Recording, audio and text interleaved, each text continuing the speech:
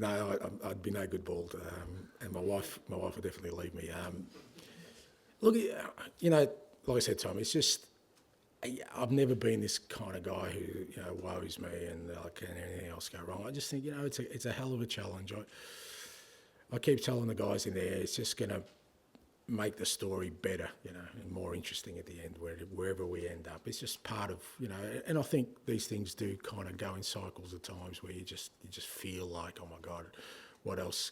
Every time I get a message or an update, what else could possibly go wrong? But I really believe all these things are just temporary. They're a good test of character. They're a good test of resolve. They're a good test of resilience. And I still, think that within that context, there's still opportunity for growth, and we'll get through it. We'll as I said, I've got a really resilient group of players who are just refusing to make excuses. They're working as hard as anything.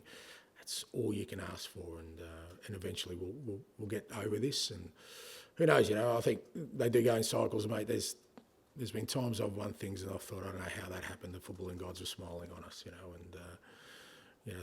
I don't question it then because I think we deserve the success, and I don't question it now. It's just where we're at. When you beat Newcastle last time, obviously referenced the injuries, but you made a pretty blistering start, and there's quite a lot of those games you scored early. Yeah. Since in 2024, to be honest, there's been a lot of times when you've fallen behind, particularly giving yourself a bit of a mountain to try to turn it around. What do you put that down to? Why does that consistently happen? I don't know. Like I said, some of it's just. I don't know, it's context. I rarely think those things are an occurrence because of something that's really tangible. I think there's always reasons for those things. I don't think we're slow starters. I don't think we're, it's not like we don't create chances. I mean, a lot of these games, maybe not the weekend, but a lot of these games have fallen behind. We've had the best chance to score first, and we haven't. I can remember at least 3 of them in recent times. We've had unbelievable chances in the first 2 minutes of a game to go ahead, and we don't, and then the opposition score. So I think there's always context to that. But I think it is important at home that it does make a big difference if you can start strong and get the first goal, because it kind of helps you build momentum into a game. And, for us, going goal behind, even though our sort of propensity to come back is still strong, it's not helpful, particularly in the current situation, because it just requires a hell of a lot. Again, more energy that probably we don't need to be using right now. I'm just finding, I know you've been asked a lot of times about James Maddison and he's been out of the team because he's a big name, creative player. Yeah. But he does seem like, on the face of it, almost like the poster boy for your style of play. And yet, he's in 1 week, and there's a lot of injuries. But I suppose the question is, what is it about him that he needs to do to get him to come? I don't know. I don't know about that. I mean, he was due to play last week, but he was sick, so I had to change the team on the day and sort of leave him out on the bench. But he was ill on the day. So, but I think the reason he's still doing well is I've kind of have been able, because I've got midfield numbers, rest him a little bit. I just don't think any player can play the volume of games we're playing at the moment and the way we want to play and maintain performance. So I just don't think it's feasible. So I don't think there's anything in the way Matters is playing that would mean he'd get more game time. I still think the key with us with Matters is to keep him healthy, keep him fit, keep him sharp, and that is by not playing every game, especially with like I said, the program we've got. So I think he's, when he's played this year, I think his goals tally's strong. He's always impacted the game, and that's what we need him to keep doing. But I don't think that means he's going to play more. I just don't think it's feasible for anyone. I mean, at the moment, the only ones who are kind of playing regularly are the ones we've got no real options for. That we have to play them all the time. I'd love to give Dom Solanke a rest. I'd love to give Kulusevski a rest. I'd love to give Radu and Archie a rest, but because I think that would help improve performance. But it's just a cycle we're in. Matt. Can you talk a little bit about Djed Spence? He suddenly feels important to you from being nowhere for 2.5 years. Has he impressed you last month? And what do you need to be on the outside to suddenly be crucial? Yeah, no, you're right, and a lot of it's just down to him. He's just really knuckled down. Has to be patient, but I think he's been really good for us. And as I was saying to Tom before, even in tough times, you get these little sort of spurts of opportunity for others that maybe wouldn't have happened for Djed. You know, the reality of it is, if we'd have everyone healthy, he wouldn't get the opportunity, and in January we'd be looking at a different scenario for him. But right now, he's performing really well. You know, I was really disappointed he got sent off against Forest, because I think he could have helped us last week. And he's very important for us now. Destiny going down, especially. Not because he's just a player available, but he's actually, in the games he's played really well. He's made an impact, and maybe he senses that opportunity as well, and the opportunity now to sort of not just now sort of become part of Tottenham on a permanent basis in terms of in his own mind where he feels settled, but now pushing to be a starting player. And I think he has the capacity to do that. Do you think there was something missing? Was there something he was doing wrong? No, I don't think he was anything missing. I think, there's obviously, there was probably a reason he hadn't settled, whether it was here or anywhere else. But, I think I mentioned the start of pre-season, there was an opportunity for him here. We were going to give him that opportunity. We weren't going to necessarily get him out alone. The rest was up to him. And a lot of that is just how you deal with, how he dealt with the fact that, he had to train every day really hard without a lot of prospect of playing, and I think he impressed everyone with his attitude towards that. Maybe in the past he was maybe a little bit impatient, or maybe his attitude wasn't great in terms of, he wasn't playing or he wasn't feeling like he was a regular. But this year he's had to bide his time, and he's done that in the best possible way, waited for his opportunity, and then now when he's got it, I think he's grown. Look, some of it's just maturity too, he's not a young boy anymore, and he probably feels like, well, if I'm going to have a Tottenham career, now's the time to kind of grab that, and I think he has done that.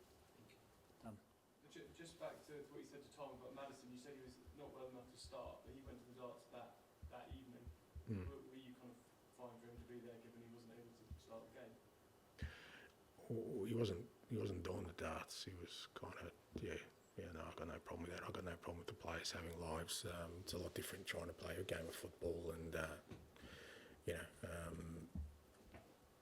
living a life. I don't see any problem with that, and I don't think it sort of hurt him. He just, like I said, he wasn't 100%, and it was a game where we needed somebody to be 100%. He was still well enough to play, so it wasn't like he was bedridden. If he was bedridden and didn't turn up to the game and then went to the darts, then there may be an issue there, but I have no issue with that. Tom? And I know hindsight's a wonderful thing, but do you look back now at the summer and think that the deals that were done there were maybe a bit light? No, because again, like I said, hindsight's an easy thing, but I still feel the players we brought in. I mean, no one will tell me that Dom Solanke or Archie Gray or Lucas Bergvall, but obviously Wilson, we've hardly seen him, are not good acquisitions for us. I just, in the world of hindsight, everything looks so much easier and simpler and clearer, but that's not the world I live in. I live in the real world, and I think the business we did was good, and I think medium and long term will be fantastic for this football club. I've got no doubt about that. We've got some great players in.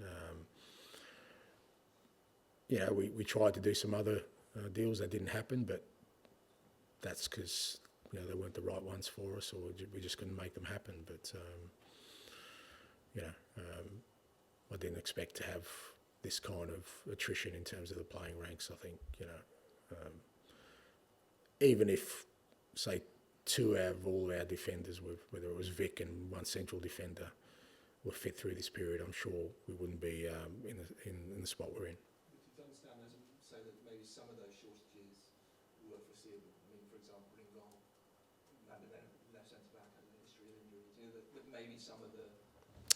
Yeah, but okay, so Van der Ven, we've got Radu Dragusin, we've got Ben Davies. How many centre-backs do we need to have? 7? That's the real world. So unless you're saying that those players aren't good enough and they needed to move on to bring in a 5th centre-back who, if everyone was healthy, wouldn't play at all, we had enough cover, but we didn't expect to lose all our centre-backs in one go. And any club, so you name me a club that if they lost their 2 starting centre-backs plus their backup centre-back would be flying right now, or would have another centre-back that could walk in to do exactly the same job, I'll be very surprised. Goalkeeping is always a tricky one because again you want to bring in the right kind of goalkeeper. It's not just about numbers, but like I said, in hindsight, everything looks clear and everyone wants somebody to blame. Everyone wants somebody to be at fault. And sometimes it's just the way things happen and you deal with what you have in front of you. So the perfect plan does not exist, but I understand the need for people to think that that's the way it should be, that I should have, or not me, because it's not about me, this football club should have every base covered so that every possibility that happens throughout the year you have a solution for. Well, that's not the reality. How many players are affected by the illness? Just a few. We'll see. Fair to say, I almost got involved in training yesterday, so which is not a good thing, by the way. Would it be a sort of last minute check kind of? Yeah. We'll give them. I mean, it's illness, so you kind of, you almost work hour by hour. So hopefully, I'm hoping it's not too bad. I'm hoping that, but obviously disrupted our training week. But I'm hoping that we'll be okay. How many missing from training? Sorry. A few, mate. A few. Give us a minute. Nah. Is Maddison feeling all right? He's better. He's trained. Yeah, he was still sort of. It was good to give him a sort of couple of days away from training and everything. But he was better. He trained anyway. Yeah. Alan, we'll finish with you, please. You touched on January being a difficult month in terms of transfers. Are you waiting for another club to make that first move to kind of create a domino effect? Is that how you typically do it? No. I don't think it's like to get a deal done, you need multiple parties to come to agreement. And there's so many moving parts to that. It's not just a matter of saying, well, this is the player I want, let's go get him. You got to think about the player. You got to think about their representatives. You got to think about the other club. Then that club thinks about replacing that player, and they got to deal with another club. And they got to. So there's multiple moving parts. So again, it's not an easy process. It's not like I said. So, but all you can do is, like I said, work as hard as you can to try and help the situation. That's what the club's doing. Like I said, I can tell you that the club's working as hard as it possibly can to try and get some help